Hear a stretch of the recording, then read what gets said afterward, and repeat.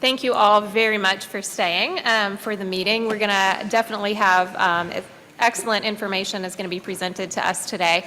So as background, you all were aware that last year we kicked off a capital campaign, our Vision Fund 300 campaign, which was, a capital campaign to ensure the future of our church. And, we knew that, at a minimum, one of the things that we were going to need to do would be maintaining our historic sanctuary. We started thinking about projects such as the windows needing to be replaced and things needing to be painted and patched. Then we began to hear from people about various concerns that they have about the sanctuary, whether it was related to being accessible for people who use mobility aids. It would be great to have air conditioning in here. It would be people had concerns about the placement of things, where the choir stands, where our ministers stand when they preach. And it pretty soon became clear that we couldn't try to address all of these as piecemeal issues, and it wasn't going to be realistic or successful if we started just going in and trying to fix things and change things here and there based on the concerns that we were hearing. So we decided to move forward with assembling a team of people, our sanctuary team, to look at all of the existing concerns and try to figure out how to move forward in the sanctuary. So you're going to be hearing today from that group of people, the sanctuary team, and raise your hands if you're on the sanctuary team. Okay, good. Yeah, so I think five or six people have been involved with this over the past few months, and they are here today to present to us how they would like us to think about this project moving forward. So I will turn it over to Bruce.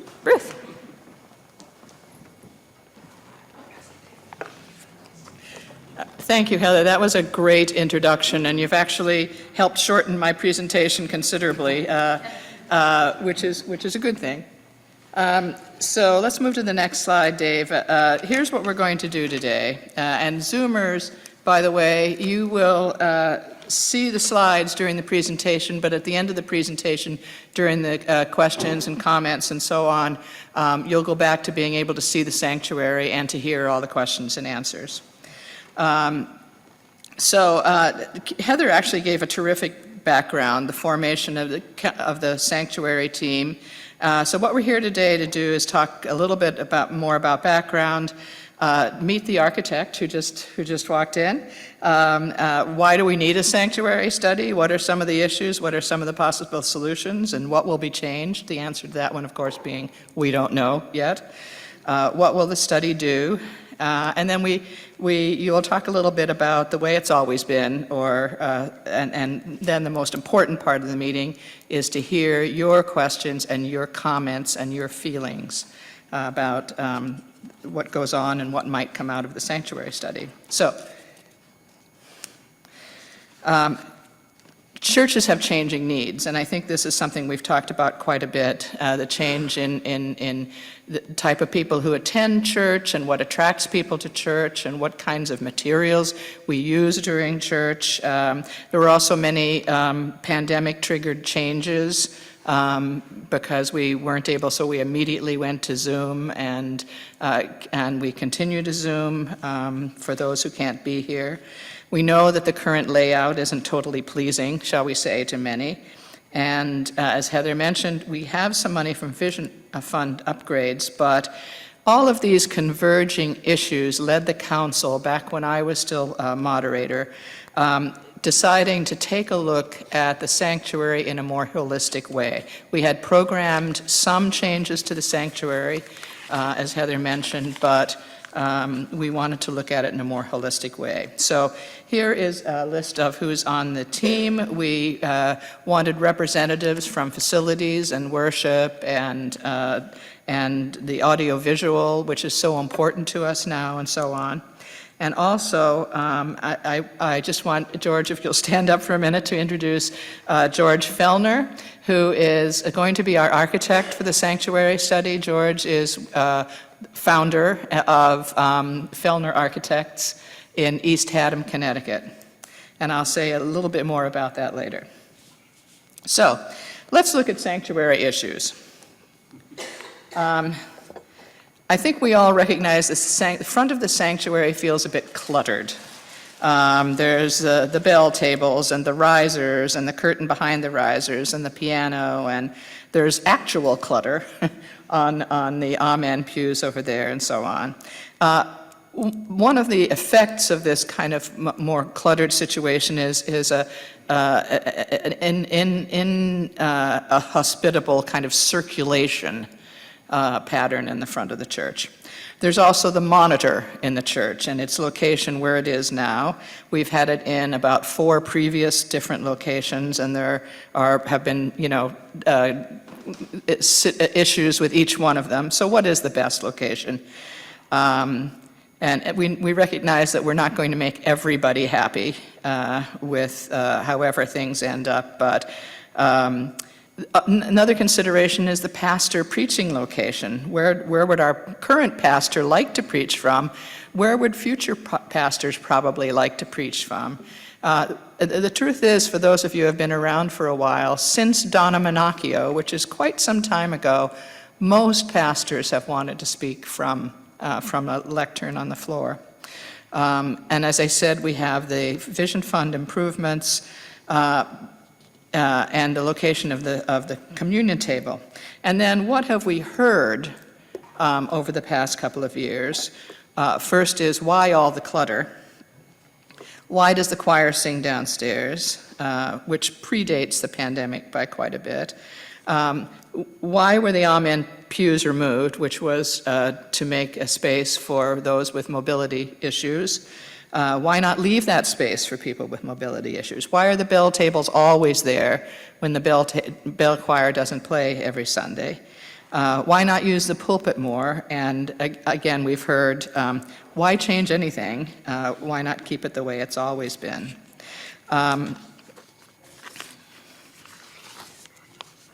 This is just a repeat. We have programmed money for changes in some Vision Fund upgrades, and again, kind of tagged to our 300th anniversary, 300th birthday, which is coming up in 2027. We wanted things to be fresh and clean and up to date, and it's a long time since we've had new carpet or new paint, and we know the windows have issues.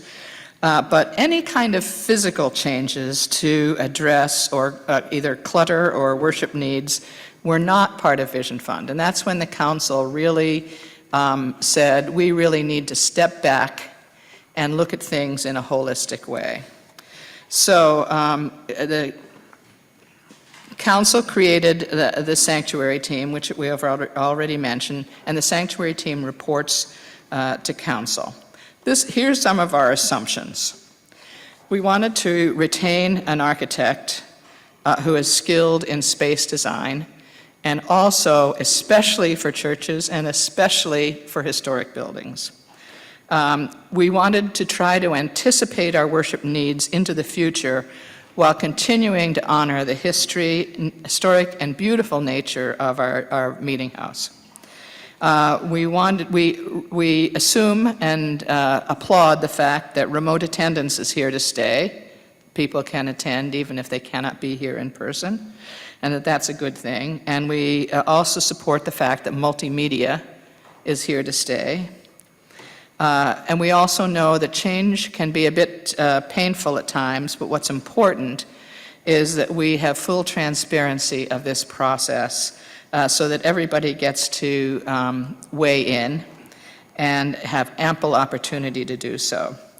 And it almost goes without saying that many, many, many churches are facing these same struggles and these same conundrums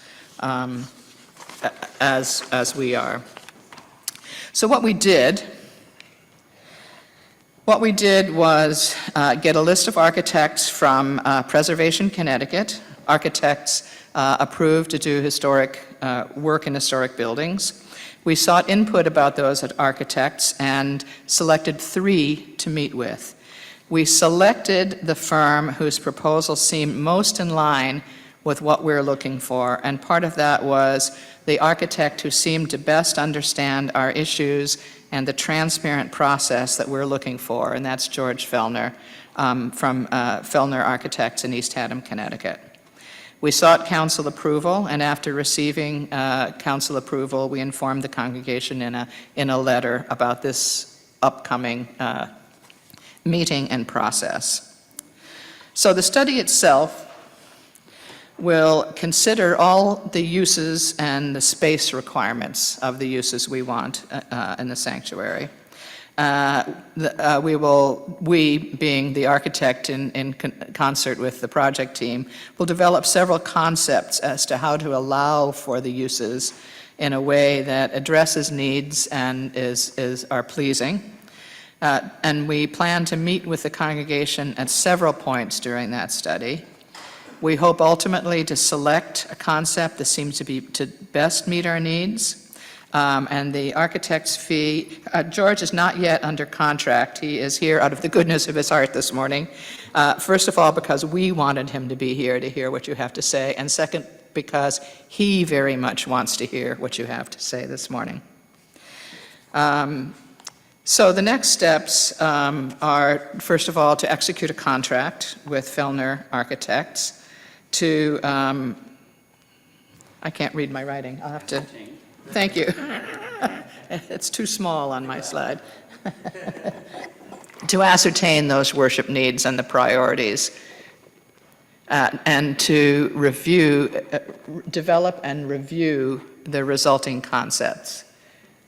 Presenting those concepts to the congregation in a meeting like this where we really want input. And there will be graphics to show what the different concepts would look like.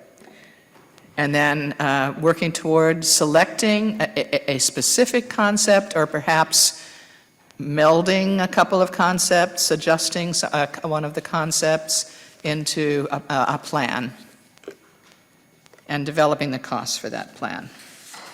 What I did want to, before we go to questions and answers, I don't know how many of you may have had a chance to watch a really illuminating video that Ed Ciccarello developed on the changes that this church has gone through, this building, this meeting house has gone to in the almost 225 years that it has been here.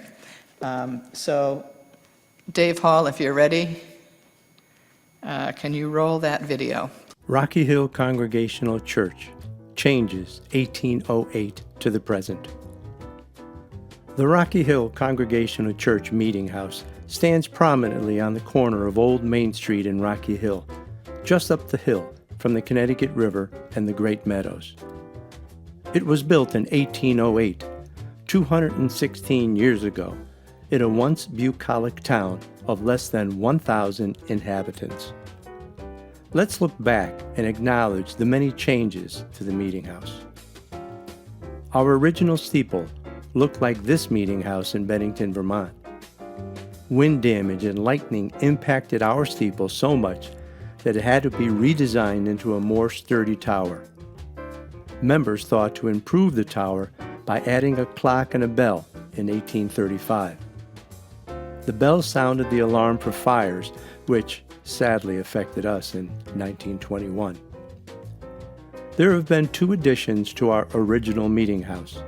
The first parish house lower level in 1948 and the upper level in 1953, and then the second parish house in 1993. Chapin Hall was renovated in 2007. The drab, dark hall was changed into the light and airy space we know of today. There have been historic changes inside the sanctuary as well. The meeting house was built without heat. Foot stoves and heated stones were used prior to 1827, when wood stoves were added. In 1903, a furnace was installed and steam heat in 1914. The wood stove in the northeast corner was replaced with pews in 1914. We don't know when the chandelier was installed, but documents say it is not original to the building. The space was originally lit by natural light and candles. Oil lights were introduced in 1850, then gas and finally electric lights in 1915. The entire sanctuary floor was raised in 1886, creating the steps we now know from the narthex into the main auditorium and lessening the distance from the main floor to the galleries. The galleries, the balconies, were used for meetings, Sunday school lessons, and activities. In 1903, the West Gallery was lowered to the level of the East Gallery. Our pulpit was changed 4 times. Originally, it was a high pulpit with a Palladian window behind it, similar to this church in Bennington, Vermont. In 1842, it was lowered to become a modern-style pulpit. Around 1887, it was renovated by Edward Tryon, and in 1938 it was changed to look like it does today, except for the digital display, which we added since COVID in 2020. A slave gallery existed in the southeast portion of the gallery from 1808 to 1842. In 1842, it was boarded up. Recently, we mounted a draft plaque on its wall in honor of those enslaved people who were kept behind those walls. The organ you see today is the 4th or 5th organ in this meeting house. A small organ called a melodeon was first installed in 1857, then a reed organ, then a pipe organ in 1895, and a larger pipe organ in 1908, of which Andrew Carnegie contributed $2,000. An electric Baldwin organ was introduced in 1949 and lasted 26 years before our present organ was installed in 1975. At one time, the singing choir performed from the choir loft, and the bell choir performed from the East Gallery. Within the last 10 years, both choirs have moved to the front of the sanctuary. Temporary staging, lighting, and a curtain were installed for the singing choir, as well as temporary tables, music stands, and lights for the bell choir. The choir loft is used occasionally now by Julie Hagan, our music director, who plays the organ. Its primary use now is as an audiovisual control room. There have been many changes in the 216-year history of this meeting house, and I hope that this short look back will help us with transforming our future. Change is a process born out of necessity where we grow together.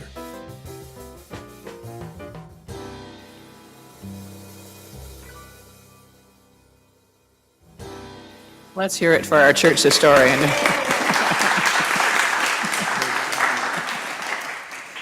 Okay, we're going to open it up for questions now, and a couple of caveats. One is Bill Hoffman is going to be our scribe, and let's see, Sandy's not here. David's good out with the mic. Right, no, but I wanted a second person to just jot down notes. Heather, thank you. Try to catch as much as you can. And also, in order for all of us to hear and for the people on Zoom to hear, Dave Sageman and Pastor David, are going to be running around with a microphone. If you have something to say, please say it into the microphone. Go ahead, Marcia. Is it on? Yep. Okay, I'll be very happy to start. I respectfully request that music be added to this committee. When we redid the Constitution, originally music reported through worship. It was then deemed that music should be an entity in and of itself. Basically, our input, as was noted, a good many of the issues that are around this are related to music. And To this point, some of them have been brought forth either after the fact or through worship, because I happen to have the ability to do that. But I respectfully request that from henceforward, music and/or Julie be part of this committee, not get information secondhand. That's entirely appropriate. When we were forming the committee, you weren't available, and Julie has a full-time job, and we met often during the day, so I think that's entirely appropriate to do that.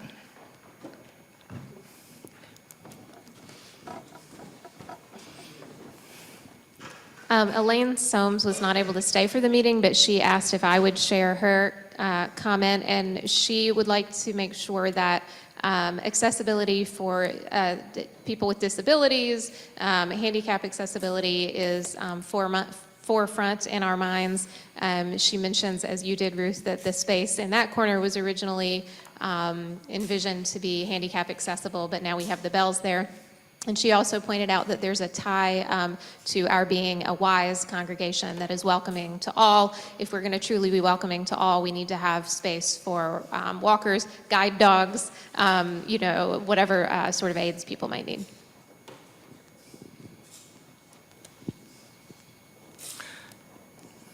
Correct.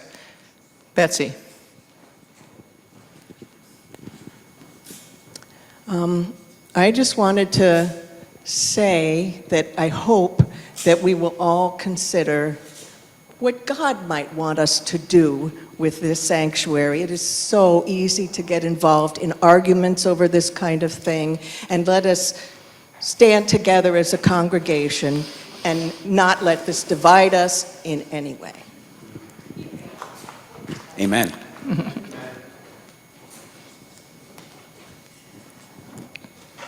I just have an observation, and when I was watching Ed's video, and I've seen it 3 times now, it occurred to me that the use of the upper balcony was really important, because the choir could be there, we could have meetings there and whatever, and that was when the average age of the people in the church was like 40 years old.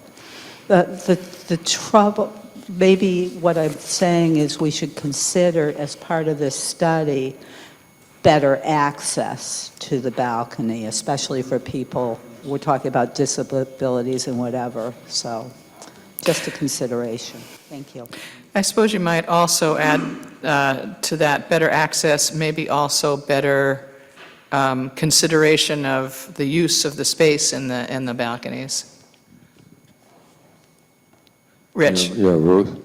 Yes, some of us been here for a while. We remember we took out the amen pews in that corner for people that had, physical issues or permanent issues. Unfortunately, it was never used that much, because the people that would have used it felt like they were on display because they were up in the front. Mm-hmm. Yes. Yeah, thank you.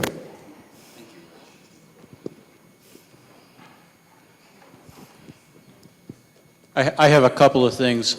First of all, back in the early 90s, the committee that planned the addition to the parish house and the elevator and other things, handicapped accessibility was clearly part of the remit for that committee. And I know they did consider trying to make the balconies handicapped accessible and found that it was impractical. I don't know why, whether it was a simple matter of cost, technical inability. I don't know whether the technology has changed since then, but I think it would be a benefit to go back and maybe look at their records and see if there's anything as to why they came to that conclusion. My second concern is the pulpit, and I don't think this is any surprise to anybody who knows me. I'm somebody who would like to see the pulpit used far more often than it is. I think the first pastor who never used the pulpit was Nada. I think that even Donna was in the pulpit much of the time, although she also was on the floor 50% of the time. If we're going to go forward with this and design a new pulpit, I kind of think, what's the point if it's not going to be used? To answer Chris's first point, as co-chair of the 1992 edition. We did look into it. At that point in time, either side, I mean, those were walls where the fake windows are up there, and it would have meant, because there is space between the two buildings at that point, there would have had to be some kind of like an atrium passway or something, and part of it was financial, but part of it was the question as to whether that would be able to be accomplished, because there isn't anything on either side of those walls. So that was part of the issue. If you go outside and look, there's a gap between the parish house and the sanctuary at that space. Well, just in passing, Marcia's reference, money was an issue. Money will continue to be an issue. The perfect plan may be one that we can't afford. So those are all the considerations that will go into selecting what we choose to do as a congregation moving forward. Other comments? Hilaire.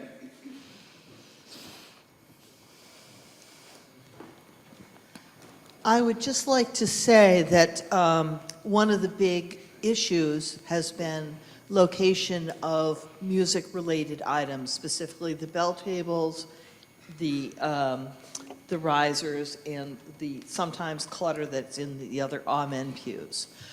Not trying to be argumentative, but the bells moved downstairs so that because people wanted to see us play, and also because we had some members with mobility issues that really could not practice nor play up in the balcony. So we took over that space because no one was using it at that time. Now we're told that we're in the way, we're unsightly, and so consider that. There's a little problem here. So just keep in mind that there is a reason that we have moved to that spot. It doesn't mean we can't move somewhere else. However, I would also like to put forward, we already checked out some of the spaces. There aren't many spaces that in this church really that aren't being used. It's impossible for us to practice in the chapel because that space is just reverbs. Yeah, acoustics. I'd like to, right at the start, knock that out. So, keep Right. that into consideration. Yeah. That's it. I think just as long as Hilaire has brought up the bell choir moving downstairs, I just want to, and anybody else feel free to chime in, but the singing choir moved downstairs some time ago. Mary really wanted risers. A lot of people in the congregation asked that the choir sing where we could see them, and I think if anyone was reluctant at first, it was some choir members who were reluctant to come downstairs. But personally, I prefer being downstairs. I prefer singing downstairs and looking at the people that we're singing to. It's very rewarding, and so that's kind of how all that came about. Ruth? Yep. We have one comment from Val, and Marcia's raising her hand. She could, Oh, thank you, thank you. Okay, so, you may want to read Val's comment, and then Marcia. Val says she's open to and ready for change, but will this impact available funding for updating Chapin Hall? I think updating that space is also important. Those are all things, Val, I would say that will be weighed when we get to the money part of this. Marge, do you want to speak? Yes. Go for it. Okay. I would like to say, I've over the years, I've enjoyed having the choir and the bell choir downstairs. I think it's gives more of a community feeling. I think one way to do it, perhaps, is to get rid of the seating behind where the piano and so forth is, and make that a complete choir area. Moving the piano back in there and the choir, that whole section can be moved. Also, the two front pews can be eliminated to give more room in the front. And then do the same thing with the choir, with the bell choir. We'll have more room over there also. And that would be the most economic way of doing it at the moment. Thank you, Marge.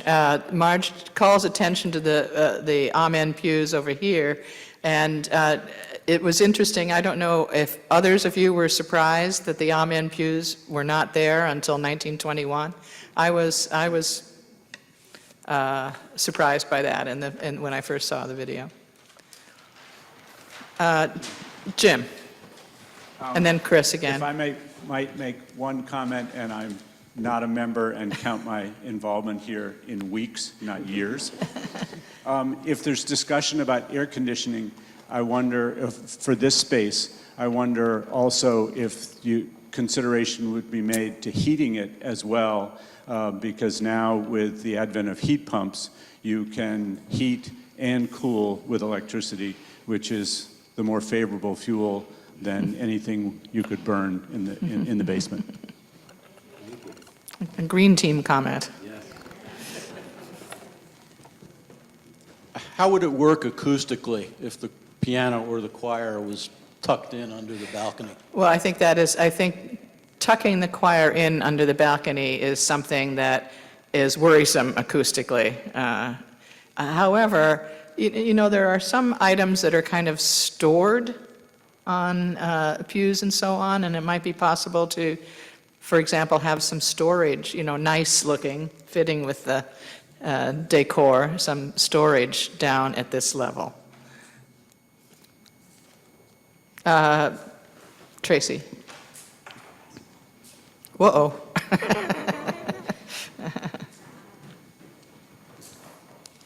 Hi, I just want to make sure there's consideration for the children's area during services. The playground. Consideration for the children's area during services. Consideration for a children's area during, if any change, during the services. Go ahead, Judy. I just would like to see the whole bell choir thing, if they could make some kind of permanent tables or something that was pleasing to the eye.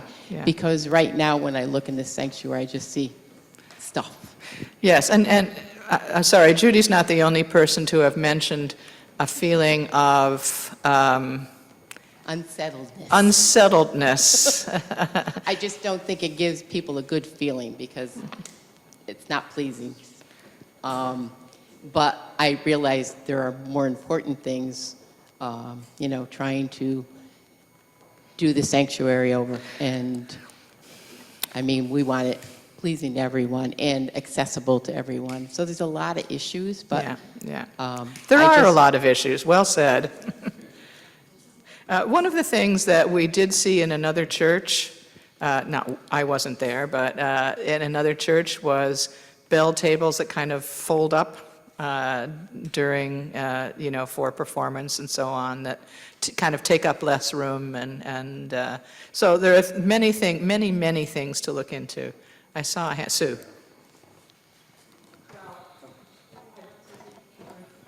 Wait for the mic, Sue. I thought I was loud, but I guess not. Well, it doesn't translate to Zoom anyway, even if you're loud enough for us. So I'm just going to play devil's advocate for a minute, just because I'm looking around and these balconies are really beautiful, but they're not used for anything. And they're causing trouble with even thinking about acoustical issues for some places within the sanctuary. Do we need all those balconies? And what would it cost? Yeah, well. What would it cost to stop them here and have just a bigger open space? Yeah, the balconies. Just the curiosity. The balconies, all comments are valid and being written down. The balconies, we kind of mentioned this on the way through. The balconies have issues. One is that we don't have a big enough congregation and haven't had for like a century or a long time to where we really need the seating in the balcony on a Sunday morning. Also, you can't see from up there. You pretty much have to either kind of stand up or lean heavily over the front in order to see what's going on down here. And I'm not sure exactly when the pews were added up there, but you saw pictures in the video that of kind of Sunday school classes meeting up there in earlier times. So the use of the balconies is certainly something that can be considered. Okay, thank you, Gail. Okay, from Gail on Zoom. When I began attending RHCC in 1972, I needed to be in church no later than 9:40 a.m. or I was directed to the balcony area, which was full. As plans are being made, attendance and choir size may increase. Well, we certainly hope that to be true. Thank you, Gail. We've got that noted down. Where? Hi, I was just wondering, with us becoming a WISE church, do we need an area added that's quiet space? I think we can answer that one, Gail. Yes. Yes, so I'm so glad that you mentioned that. So Yeah. Was this a plant?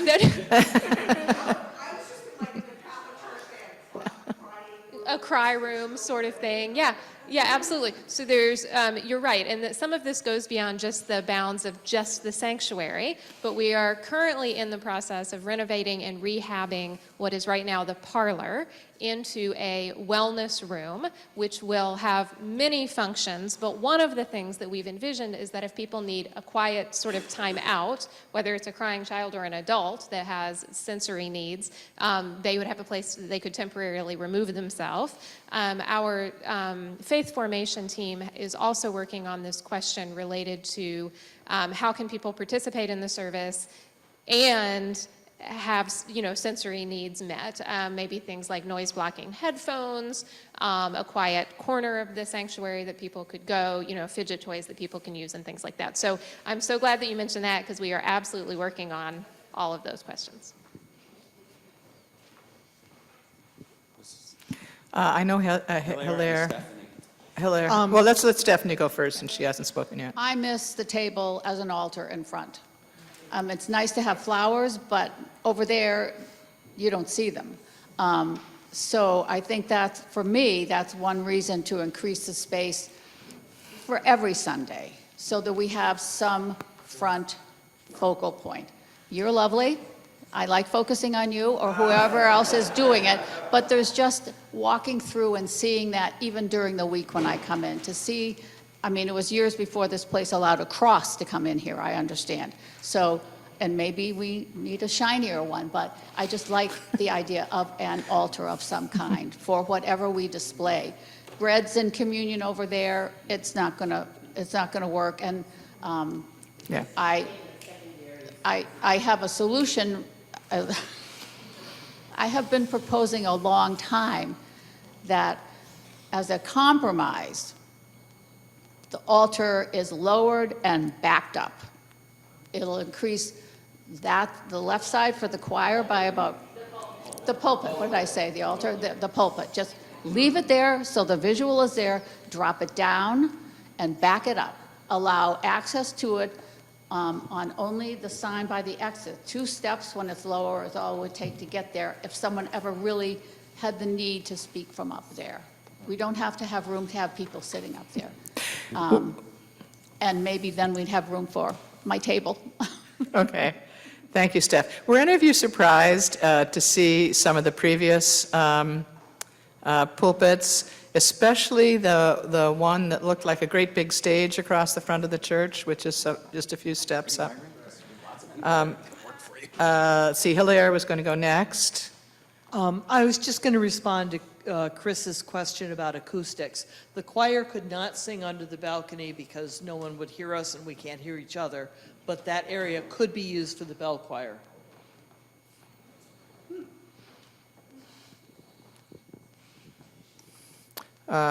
Any other comments?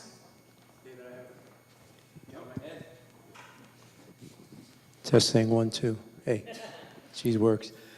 So, Ruth did mention that picture that, I don't know if people saw it, with the old chandelier and the seemingly like a stage almost going across, because there were no doors on either side, so there was a lot more space. I want to acknowledge that, we were the seat of government in 1808 when this building was created. So imagine being that seat of government. There were more meetings in here. And I know at the time they did have a high pulpit, but I think that we're trying to reach out to the community. We had a performance, a musical performance not too long ago. We're having another performance. There's some sort of program. Who's coming? Bill Curry is coming here. And I think to expand, to reach out to the community, if our space allowed more flexibility, I'm going to say the word stage, but not in the, any way that is, disrespectful to the space. But, if you look at the Weathersfield, go over to Weathersfield and go into the First Church there, they have a beautiful raised platform. It's only one step off of the floor. They do have their pulpit behind them. I was there for a funeral, and the pastor did speak from that lower section. So I think we need to think about opening up to the community and allowing this space to be used. Lighting, of course, we haven't talked about lighting, but today, if you look at, I walked in, I said, boy, this place is really, really dark.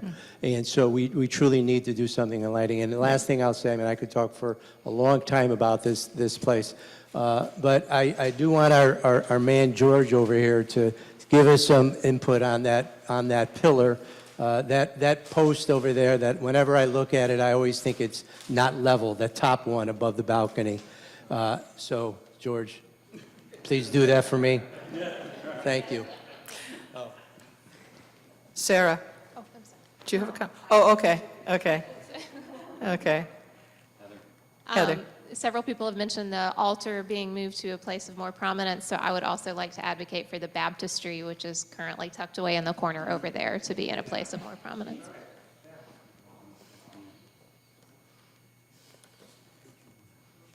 One of the things that we've been compiling, by the way, also are pictures of other churches and the front of other churches and what other churches have done to kind of do the kinds of things that we're doing. Now, not all of those would work in our space. We do have to work within this space, within the confines of it, and within the architecture, the current architecture of it. And we do want it to remain historically lovely and beautiful, as well as historically kind of intact, if you will, which does not mean changes can't be made. But if you are ever visiting a church and want to take a picture of the front of that church, please do so and get it to us. Are there any other comments? Still time for other comments, but if there aren't any other comments, I'd like to first of all thank hang on, let me just finish my sentence and then plenty of time for other comments. I want to thank the members of the committee, the sanctuary team, and I want to thank all of you especially for being here today, and I also especially want to thank George Fellner for being here today. So, go ahead, Mary Ann. I don't know if what's feasible and what isn't, but that's such a beautiful area there, where it's not the altar, but pulpit. And I'm wondering, can the choir, can it be accommodated for the choir? Those are all things that'll be looked at, Mary Ann. Absolutely. If somebody wants to write. Yes, that's coming up actually on the, can you go back to the last slide, Dave? If you're not the kind of person who likes to speak up in a public meeting like this, feel free to email us or speak to any of us individually. And there is an email that will get to all of us, sanctuary@rhccucc.org. So feel free to do that. So before we actually close, Bill? I need to ask Marianne, when you said the choir up here, did you mean the choir to perform in the pulpit, on the floor, across the top? It's across the Okay, top, yeah. We actually have done that in the past, not often. Any other comments? Yes. Randy?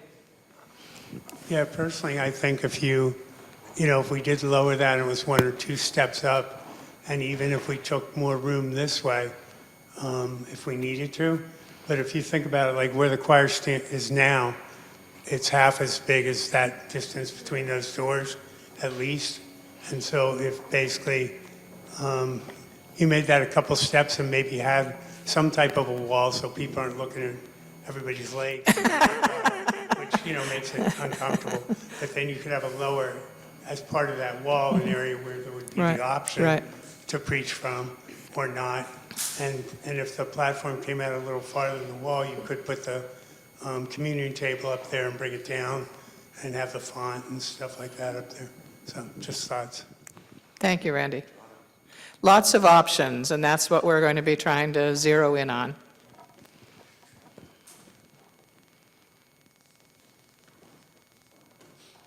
Anyone else? Going once. Again, many, many thanks for being here today. This is very important to the process. Yeah, coffee and treats downstairs.